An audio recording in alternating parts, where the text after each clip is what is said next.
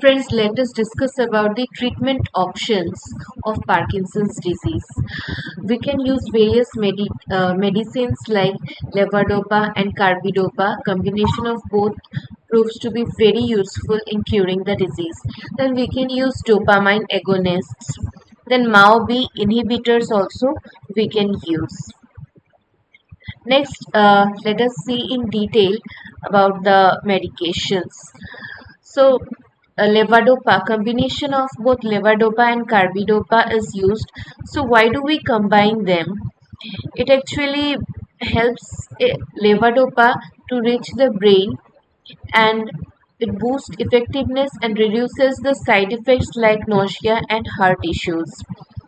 So, over time, some patients experience wearing off or involuntary movements.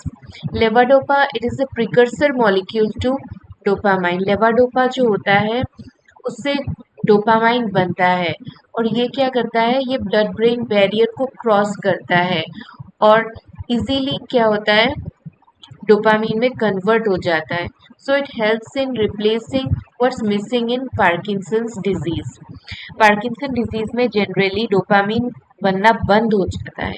जब हम लेवाडोपा लेना शुरू करते हैं या फिर पेशेंट को जब हम लेवाडोपा देना स्टार्ट करते हैं तो डोपामीन लेवल बढ़ता रहता है क्योंकि डोपामीन उससे बनता रहता है. लेवाडोपा हेल्प्स इन प्रोड्यूसिंग डोपामीन. और जो कार्बिडोपा है, this drug does not cross blood brain barrier but inhibits an enzyme that would otherwise turn levodopa into dopamine too early in gut or blood, not the brain. क्या होता है कि carbidopa जो है वो एक एंजाइम होता है, उसे इनहिबिट करता है so that जो डोपामीन है जो कि लेवाडोपा से बनता है वो कहीं गट में बहुत जल्दी लेवाडोपा अपना एक्शन स्टार्ट ना कर दे और डोपामिन गट में ही ना बनने लगे, इसलिए इस एक्शन को स्टॉप करता है कार्बिडोपा और ब्रेन में ही it ensures that dopamine is formed only in the brain, not in the gut, to get the best results. Next we have MAO inhibitors. So MAO inhibitors में क्या होता है, देखिए, this actually block enzyme monoamine oxidase which breaks down dopamine in the brain. For example, selegiline, then rasagiline, then cephinamide. So what is the purpose? It helps in prolonging the effect of both endogenous and medication-derived dopamine, often used to smooth out or some of the ups and downs of other treatments. So what are the benefits? Let us see. It may be mild or on their and rarely cause significant side effects. Sometimes have mild stimulant effects. So what are dopamine agonists? Let us see. देखते हैं कि dopamine agonists क्या होते हैं और ये काम कैसे करते हैं. Drug that mimic dopamine by directly stimulating dopamine receptor in the brain. क्या होते हैं कि डोपामिन एगोनिस्ट जो होते हैं ये ड्रग डायरेक्टली ब्रेन के जो डोपामिन रिसेप्टर है इन्हें स्टिमुलेट करते हैं. For example, pramiprazole, rotglitine, apomorphine. Notes. So let us see the important notes. Usually less powerful than levodopa for severe symptoms, but can be started early, especially in younger patients. तो क्या होता है कि इसे हमें थोड़ा जल्दी स्टार्ट करना पड़ता है लेवाडोपा से पहले. यूजुअली इसका जो पावर होता है वो लेवाडोपा से थोड़ा कम होता है, हालांकि इसके साइड इफ़ेक्ट्स भी कम होते हैं, लेकिन हमें इसे जो है पेशेंट को लेवाडोपा यूज़ करने से पहले वाले स्टेज में देना है, यानी कि अर्ली स्टेजेस में अगर हम देते हैं पेशेंट को तो ही हम देखते हैं कि डोपामिन एगोनिस्ट काम कर रहे हैं. Sometimes it causes sleepiness, impulse control changes, hallucinations और leg swellings. ये जो होते हैं ये इसके साइड इफ़ेक्ट्स होते हैं. पैरों में स्वेलिंग आ जाती है, hallucinations होते हैं पेशेंट को. जैसे कि लगता है कि जो चीज़ नहीं है वो चीज़ उसे दिखने लगता है, फिर नींद बहुत ज़्यादा आती है।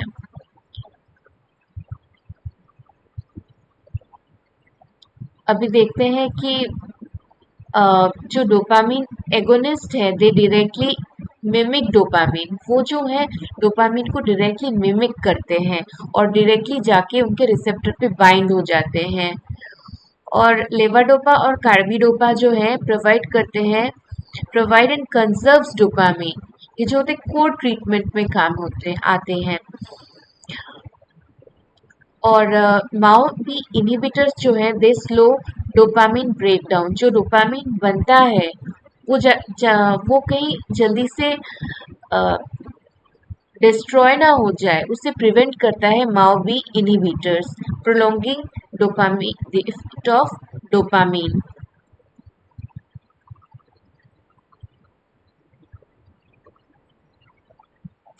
MAO-B inhibitors may provide mild symptomatic benefit when used alone in early disease and can also be added to levodopa regimes to reduce motor fluctuations. They are generally well tolerated but may have stimulant-like side effects such as insomnia and rarely interact with certain antidepressants. तो MAO-B inhibitors जो होते हैं वो बस symptomatic benefit देते हैं patient को, और वो भी अगर पेशेंट को हम डिजीज डिटेक्ट होने के साथ साथ अगर प्रोवाइड करें तो। और इसे हम लेवाडोपा के साथ भी इस्तेमाल में ला सकते हैं, लेकिन दोस्तों हम ये चीज़ देख सकते हैं कि लेवाडोपा जो है, levodopa is the best medicine for Parkinson, क्योंकि जो भी हम मेडिसिन दे रहे हैं उसमें सबसे पावरफुल जो है वो लेवाडोपा है, और बाकी जो माओ बी इनिबिटर्स हैं उन्हें हम अर्ली स्टेजेस में दे सकते हैं। They are generally well tolerated, इसके जो साइड इफ़ेक्ट्स होते हैं वो कम होते हैं, लेकिन फिर भी थोड़े बहुत साइड इफ़ेक्ट्स तो सारे मेडिसिन के होते ही हैं। इसके भी साइड इफ़ेक्ट्स हैं, जैसे कि ये रात को इंसान को सोने नहीं देता है, और ये कभी कभार ही एंटी डिप्रेसेंट के साथ इंटरेक्ट करता है। तो अगर कोई पेशेंट एंटी डिप्रेसेंट दवाई ले भी रहा है और साथ में माओ भी इनहिबिटर भी ले रहा है तो वो उसके साथ उसके काम में इंटरफेयर नहीं करेगा। So this three drugs classes from the mainstays of pharmacologic therapy for Parkinson's disease, and their combinations are frequently tailored to a patient's stage of illness and symptom profile. और एक जो मेडिकेशंस के अलावा जो और एक रास्ता है that is surgical way, so it includes deep brain stimulation. Along with that, some supportive therapies could be used. Supportive therapies for Parkinson disease include physical, occupational and speech therapy.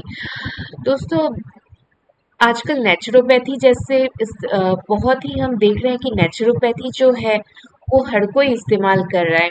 सभी को पता है कि दवाइयों के बहुत सारे साइड इफ़ेक्ट्स होते हैं, तो just to prevent that we can add some supportive therapies to Parkinson's disease, which may help in relieving the symptoms, which include physical, occupational, and speech therapies. It plays a crucial role in maximizing independence, mobility, and quality of life.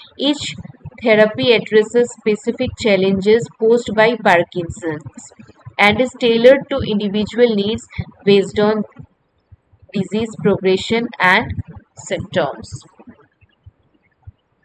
So let us discuss one by one. Physical therapy includes, some kind of exercise and all, as the name itself suggests. So physical therapy in Parkinson disease aims to improve mobility, balance and strength and flexibility, जो कि बहुत ही ज़्यादा ज़रूरी है, क्योंकि हम देखते हैं कि पार्किंसन डिजीज़ में ट्रेमर्स होते हैं, हाथ पैर कांपने लगते हैं। तो जब हम फिज़िकल थेरेपी करते हैं तो वो हेल्प करता है एक पेशेंट को उसके बैलेंस को गेन करने के लिए, स्ट्रेंथ और फ्लेक्सिबिलिटी को मेंटेन करने के लिए। developing individualized exercise programs to enhance motor function, posture, and overall mobility, implementing resistance training, aerobic exercise, balance, and gait training to reduce fall risk, and increase physical endurance. अचानक से कोई गिर ना जाए इसलिए एरोबिक एक्सरसाइज, बैलेंस ट्रेनिंग ये सब दिया जाता है. Using strategy training like dance, martial arts, treadmill, which helps to improve coordination and stability and functional movement. फिर occupational therapy हम यूज कर सकते हैं which help people with Parkinson's maintain independence in daily activities and adapt to evolving physical limitations, which include teaching new techniques for activities such as dressing, bathing, cooking, and writing, with a focus on energy conservation and safety, providing adaptive equipment to ease tremors. कुछ equipments provide किए जाते हैं जो कि tremors मतलब कि जो कांपता है जो आदमी का हाथ पैर उसे हम कमा सके, फैसिलिटेट मूवमेंट और improve comfort such a specialized utensil, sitting and environmental controls. जैसे कि एक इंसान को अगर आप एक खाना पकाने के लिए एक ऐसा कुछ यूटेंसिल दे दो कि वो उसके हाथ से जल्दी, हाथ अगर उसका कांपने भी लगे तो उसके हाथ से वो यूटेंसिल गिरे ना, उसके हैंडल्स को इस तरह से हम डिज़ाइन करते हैं. फिर वो जहाँ बैठता है उस कुर्सी का डिज़ाइन हम उस तरह से करते हैं कि पेशेंट को कंफर्ट फील कराए, और अगर उसे ट्रेमर्स हो भी तो उसे ज़्यादा दिक्कत ना हो काम करने में. Recommending home modifications and workplace adaptation such as you know including some changes in the environmental occupations we can see. So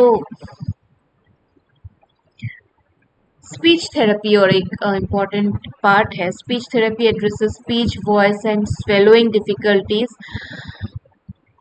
जो इंसान है वो बात नहीं कर पाता है ना, तो उसे प्रिवेंट करने के लिए हम क्या करते हैं, उसे स्पीच थेरेपी दी जाती है. जैसे कि एक छोटा सा बच्चा जो बात नहीं कर पाता उसे भी स्पीच थेरेपीज दिए जाते हैं.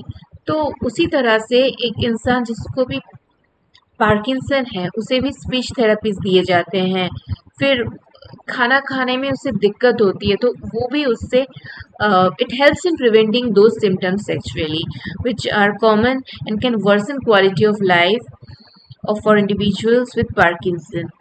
So enhancing communication abilities by improving voice volume, clarity, articulation, and breath support, often using evidence-based approaches such as LSVT loud, teaching techniques for safer and more effective swallowing, reducing risk of aspiration, helping patients regain confidence in social setting and maintain independence in daily interaction.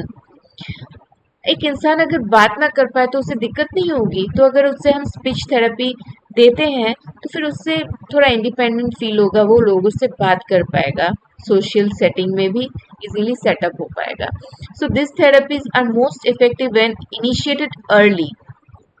तो बात वहीं पे आके अटक जाती है कि ये जितने भी थेरेपीज हैं इन्हें हमें जल्द से जल्द शुरू करना होता है पेशेंट में, ताकि डिजीज का प्रोग्रेशन कम हो.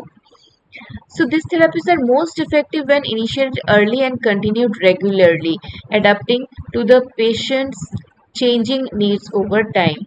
Multidisciplinary teamwork involving therapists, physicians, and patient caregivers is essential to achieve optimal functional outcomes. ये कुछ बेनिफिट्स हैं कंबाइंड थेरेपी के जो कि बहुत ही ज़्यादा ज़रूरी हैं, जैसे कि increased patient and care giver satisfaction and wellbeing as programmes are personalised and adapt to disease stage and patient goal. अब किस पेशेंट का कौन से स्टेज में डिजीज चल रहा है वो बहुत ज़्यादा इम्पोर्टेंट है, और उस स्टेज में उसे कौन से जो थेरेपीज हैं वो कहाँ तक हेल्प कर सकती हैं, और कौन कौन से थेरेपीज को किस तरह से इम्प्लीमेंट करना है वो भी बहुत ज़्यादा इम्पोर्टेंट हो जाता है। Enhanced improvement in mobility, speech, swallowing, है ना, इंसान को थोड़ा हेल्प हो जाता है बात करने में, खाना खाने में, चलने में। Discipline specific interventions delivered as a team. Better management of both motor and non-motor symptoms such as balance issues, cognitive changes and communication problems. वो इंसान जो भूल जाता है, जो उसमें जो कॉग्निटिव दिक्कतें आ जाती हैं, उसे एड्रेस करने में बहुत ज़्यादा मददगार साबित होती हैं। Multidisciplinary teams facilitate regular monitoring, early intervention and holistic care, yielding better overall clinical outcomes, lower complication rates, and improved psychological adjustment for patients and families. So दोस्तों ये थी कुछ इम्पॉर्टेंट बातें पार्किंसन डिजीज़ के बारे में। हमने उसके सिम्टम्स देखे इससे पहले वाले वीडियो में। इस वीडियो में हमने उस डिस्कस किया कि उसे हम क्योर कैसे कर सकते हैं, both via allopathy and via combination therapy. जो कंबाइंड थेरेपी है वो कैसे हम पेशेंट को दे सकते हैं। अगर हम कंबाइंड थेरेपी से पेशेंट को ठीक कर सकते हैं तो फिर शायद, क्या पता, इन फ्यूचर हमें इससे आगे मतलब कि मेडिकेशंस की ज़रूरत कुछ हद तक हम कम कर सकते हैं, है ना, ताकि पेशेंट उसको साइड इफ़ेक्ट्स भी कम हो और पेशेंट बहुत अच्छे से चल भी सके। Thank you. Please like and subscribe to my channel. इसी तरह की जानकारी के लिए हम आगे और भी छोटे छोटे वीडियोज़ एंड शॉर्ट्स बनाते रहेंगे। Thank you.